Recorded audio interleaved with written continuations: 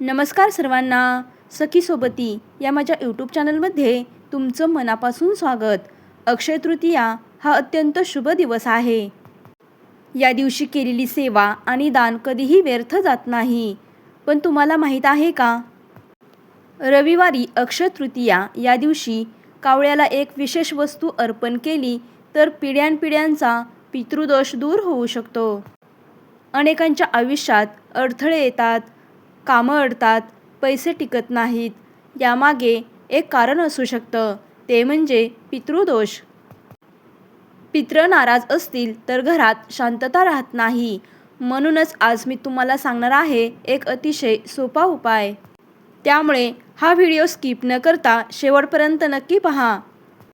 तर हा उपाय आपल्याला अक्षय तृतीयाच्या दिवशी करायचा आहे. यासाठी अक्षय तृतीयाच्या दिवशी आपल्याला सकाळी लवकर उठायचं आहे. स्नान करून स्वच्छ कपडे परिधान करायचे आहेत. त्यानंतर आपल्याला एक स्वच्छ ताट घ्यायचं आहे आणि या ताटामध्ये आपल्याला शिजलेला भात ठेवायचा आहे. त्यानंतर त्यामध्ये थोडेसे तीळ आणि गोड पदार्थ ठेवायचा आहे आणि हा प्रसाद आपल्याला घराबाहेर कावळ्याला अर्पण करायचा आहे आणि आपल्या मनामध्ये आपल्या पितरांचं स्मरण करायचं आहे. ही सेवा श्रद्धेने केली तर पितृ प्रसन्न होतात.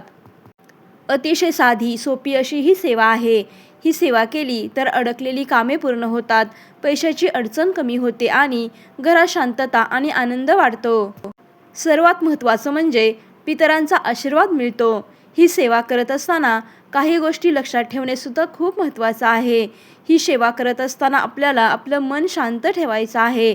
पूर्ण श्रद्धा आणि विश्वासाने आपल्याला ही सेवा करायची आहे. ही सेवा करत असताना कोणतीही घाई करायची नाही.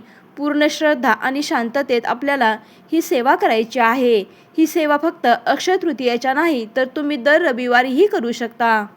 अक्षय तृतीयाच्या दिवशी अनेक लोक हे उपाय नक्की करतात आणि त्यांच्या आयुष्यात सकारात्मक बदलसुद्धा झालेले आहेत. तुम्हीही हा उपाय करून बघा आणि तुमचा अनुभव कमेंटमध्ये नक्की सांगा. व्हिडिओ आवडला असेल तर लाईक करा आणि चॅनेलला सबस्क्राईब करा. धन्यवाद. श्री स्वामी समर्थ. जय जय स्वामी समर्थ.